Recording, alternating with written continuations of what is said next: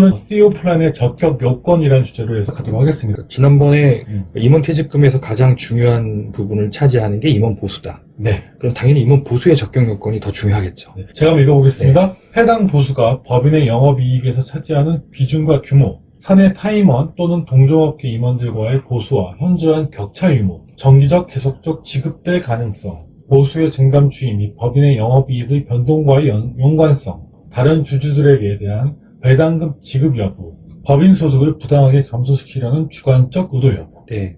이 부분을 좀 더 제가 이해를 돕기 위해서 설명을 좀 드리는 게 좋을 것 같아요. 첫 번째 같은 경우는 음식으로 따지면 과식입니다. 이거 좀 과하게 먹은 것 같다.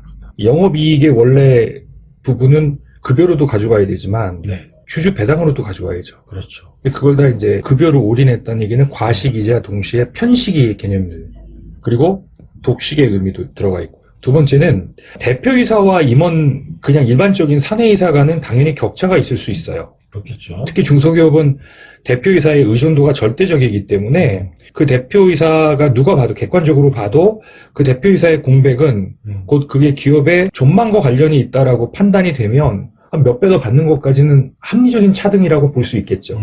근데 그런 게 아닌 이제 대표이사 아들, 딸이 저기 같은 임원들보다 급여를 많이 받는다든가 이런 게 문제가 된다는 얘기고, 그렇다 하더라도 동종교의 임원에 비해서 너무 현저한 격차를 보인다는 거는 문제가 되겠죠. 자, 그 다음에 이제 정기적이고 계속적으로 지급될 가능성이 있다. 이게 이제 우리가 이제 어떤 것들이 정책이라고 얘기를 꺼내려면 두 가지가 담보가 돼야 될 것 같아요. 제 생각으로는 예측 가능성이고 일관성입니다. 이제 이게 있지 않으면은 정책이 아니에요. 우리가 보수 정책이라고 하잖아요. 이 정책에 따라서 지급되는 거는 누가 뭐라고 하겠습니까? 근데 이제 그때그때의 어떤 세금의 유불리, 이런 거에 따라서 선택을 하게 되면 그거는 이 정기적이고 계속적으로 지급될 가능성, 이건 결론적으로 말하면 예측 가능성이 떨어진다는 거죠. 네 번째 같은 경우는 어떤 경우에는 영업이익이 날 때 주고 어떤 경우에는 영업이익이 났음에도 불구하고 안 줬어요. 물론 경영상의 이유는 있을 수 있어요. 예를 들어서 올해는 영업이익이 많이 났어도 내년에 신규 투자를 많이 해야 된다. 뭐 이런 경영상의 이유가 있다면 이건 소명이 되겠지만, 특별히 그런 이벤트가 없음에도 불구하고 일관성이 없다는 얘기는 뭐예요? 내 필요에 따라서 내가 돈을 빼간다는 얘기죠. 근데 그때 이왕이면 세금을 덜 내고 싶어서 나는 급여로 더 빼갔다라는 의미밖에는 해석이 안 돼요. 자, 그 다음에 다른 여타 주주들이 있음에도 불구하고 본인 포함해서 배당을 일절 받아가지 않고 본인은 보수로만 받아간다. 이게 통상적으로 주식회사에서는 있을 수 없는 일이라는 거죠. 자, 그 다음에 하나, 둘, 셋, 넷, 다섯, 여섯 번째입니다. 이건 무슨 얘기냐? 검토를 한 거예요. 배당을 받아가는 게 유리할지 보수를 받아가는 외부 컨설팅 업체. 이런 근거들이 남아있으면 이게 주관적인 의도가 있었다고 보는 거예요. 저희가 컨설팅 할 때는 자료를 남기면 안 되겠네요. 남기면 안 되는 건 아니고 걸리면 안 되면 안 되는 거죠. 객관적으로 이거를 감사하는 그 공무원들 입장에서는 이거를 경영 관점에서 본 게 아니라 세금 관점에서 봤다고 판단하니까 이 부분은 이익 처분보다는 보수화하는 게 낫겠다. 그런 식의 의도가 있었다고 보는 거죠. 그러면 이제 이런 감독기관의 인식을 불식시키기 위해서는 내가 어떤 노력을 해야 되느냐라는 부분에서 급여라는 거는 성과와 직접적인 관계가 있어야 된다라는 거 하나, 또는 성과와 직접적인 관계는 아니지만 간접적인 관계라도 입증이 돼야 된다라는 거 하나, 그 다음에 그 성과를 누구와 공유했는지에 대한 히스토리가 있어야 된다. 또는 에비던스가 있어야 된다라고 제가 여러 번 말씀드렸습니다. 성과와의 직접적인 인과관계라는 거는 정말 개선 효과가 딱 이렇게 경영 지표로 나타나는 거죠. 대신에 이거를 전년도 대비 신장한 걸로 잡을 거냐, 아니면 당해년도에 경영 여건을 반영해서 목표를 정하고 그 목표에 대한 달성도를 정할 거냐, 이거에 대해서 누가 뭐라고 하겠습니까? 그리고 이 원칙에 따라서 일관되게 지급하다 예외가 있을 수는 있죠. 아까 제가 말씀드린 것처럼 갑자기 지금 뭐 삼성전자가 미국으로 이전하니까 우리 내년에 우리도 미국 따라가야 돼. 그러니까 올해는 이익이 많이 났어도 신규 투자가 대규모로 이루어져야 되니까 올해는 못하겠네.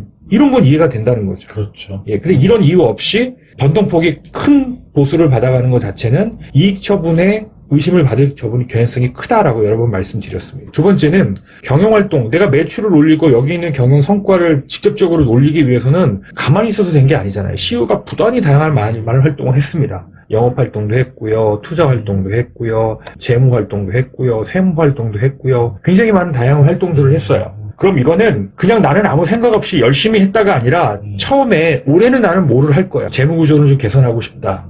이자 비용을 낮추고 싶다, 외부에서 자금을 좀 투자를 받고 싶다라든가, 인재를 좀 더 뽑고 싶다, 연구소를 좀 더 확장시키고 싶다, 산해근로복지기금을 도입하고 싶다, 스톡옵션을 도입하고 싶다, 인증제도를 몇 개 더 확보하고 싶다라든가, 거래처를 다변화하고 늘리겠다, 전년도보다 성채무를 좀 회수해서 재무를 좀 더 건전하게 만들겠다. 이런 것들이 다 목표 아닙니까?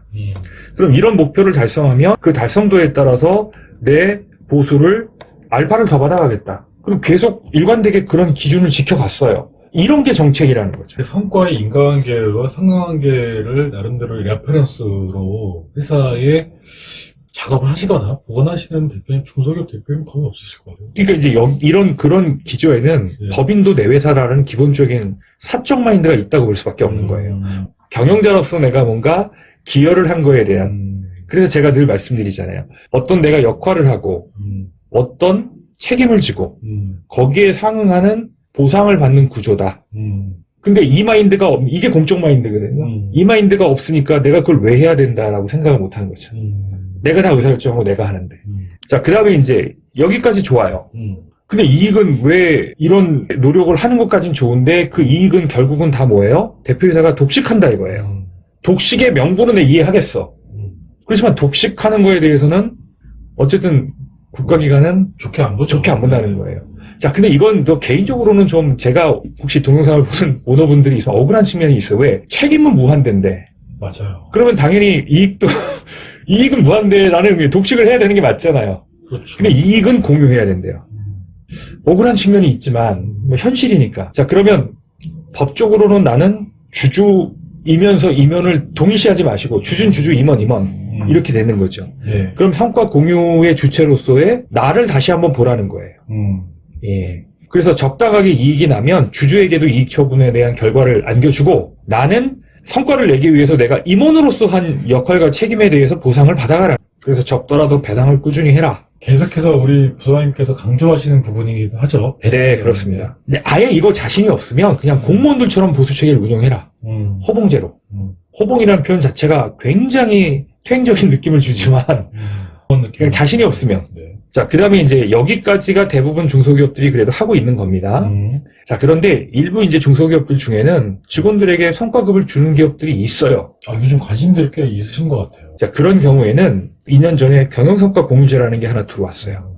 그래서 이왕 성과급을 주거나 아니면 뭔가 인센티브를 주는 경우라면 이 경영성과 공유제의 형식을 갖춰서 실제 15% 세액공제도 받고 근로자들도 이 성과급으로 인해서 늘어난 소득세의 50%를 감면을 받는 이 성과공유제를 활용하시는 게 어떨까? 15%, 50%. 네, 그렇습니다. 네. 그래서 제가 점수를 둔다면 요 두 가지만 준비하게 된다면 100점 중에서 한 60점. 내가 배당까지 꾸준히 받는다 그러면 80점. 직원들에게 성과를 공유하는 부분에서 경영성과 공유제까지 활용한다면 90점 이상 줄 수 있겠다라고 제가 말씀드릴 수 있을 것 같아요.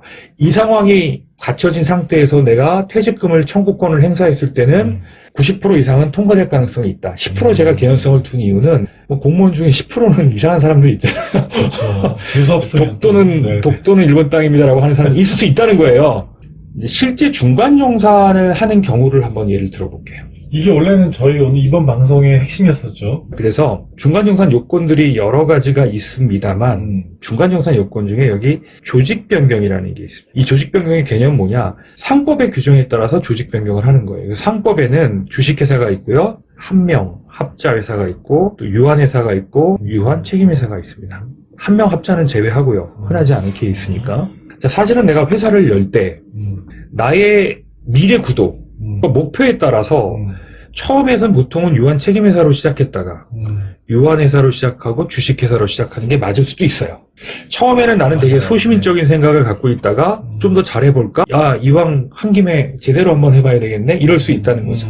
근데 지금 와서 보니까 사실은 지금 뭐 가족 중심의 소규모 그냥 가족법인이고 외부에서 뭔가 투자를 받을 가능성도 없고 더 이상 성장 가능성도 크지 않고 그렇다면 굳이 주식회사라는 외피를 쓸 이유가 없다는, 가령 예를 들어서 나는 주식회사긴 해요. 그렇지만 실질적으로는 연대보증, 연대납세에 다 걸려서 나는 무한 책임 지는 거예요. 이런 경우가 대부분이죠. 그렇죠. 그 다음에 주식회사의 장점 중에 소유와 경영이 분리가 가능하다는 건데 대다수 가족법인이라 이거 자체가 의미가 없어요. 그 다음에 주식 이전은 자유롭다는 게 주식회사의 장점인데 주식을 굳이 이동할 개연성이나 확률이 되게 낮아요. 피로도 낮고. 네. 네. 그 다음에 사업의 영속성을 유지할 수 있거나 언제든 주식을 넘겨주면 경영권을 넘겨줄 수 있다는데 대부분 가업 승계가 자녀 승계가 주로 현실인 점을 고려할 때 이건 법인의 장점이라고 보기 어려워요.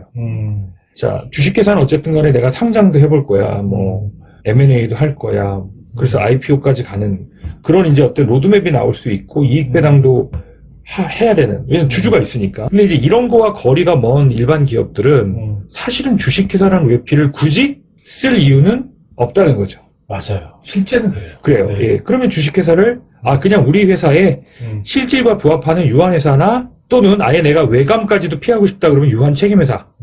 물론 최근에 이제 유한책임회사도 외감에 넣자는 입법 발의가 되고 있긴 하지만요. 현행법상으로 유한책임회사는 외감에서 피할 수 있습니다. 제외가 되니까. 이렇게 조직을 변경해보자. 라고 해서 조직 변경이 이루어지면 변경하는 시점에 뭐를 할 수 있다? 퇴직금을 실제 지급하는 조건으로 중간정산을 할 수 있다. 그러면 손익가치도 줄어들지만 모두 줄어든다. 자산가치도 줄어들 수 있다. 오늘은 CEO 플랜의 적격 요건에 관련된 내용도 살펴봤고요. 임원 퇴직금 중간 정산에 관련된 내용도 살펴봤습니다. 자, 오늘 방송 감사합니다. 네, 고맙습니다.